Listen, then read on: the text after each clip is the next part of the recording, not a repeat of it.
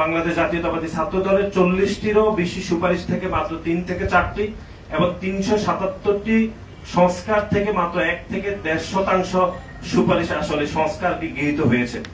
এবং আপনারা জানেন যে বাংলাদেশ জাতীয়তাবাদী ছাত্র দল 5 তারিখের পর থেকে বিশ্ববিদ্যালয়কে লিখিতভাবে আমরা বারবার বলেছি যে যারা গণ অভ্যুত্থান চলমানের সময় খুনি হাসিনার পক্ষে যে সকল ছাত্রলীগের সন্ত্রাসীরা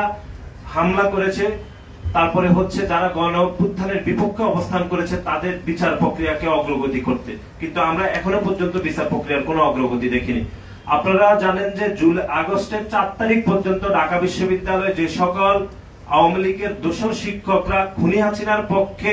বিবৃতি দিয়েছেন, গুলি চালানোর জন্য খুনি হাসিনাকে প্রত্যক্ষ মদত দিয়েছেন, সেরকম একজন শিক্ষকেরও বিচার প্রক্রিয়া এখনো ত্বরান্বিত হয়নি। শুধু সেটি নয়, আপনারা দেখেছেন যে ঢাকা বিশ্ববিদ্যালয়ের রেজিস্ট্রার ভবনের জুলাইয়ের 4 তারিখ এবং আগস্টের 4 এবং 3 তারিখে খুনি হাসিনার পক্ষে যারা মিছিল করেছে এরকম একজন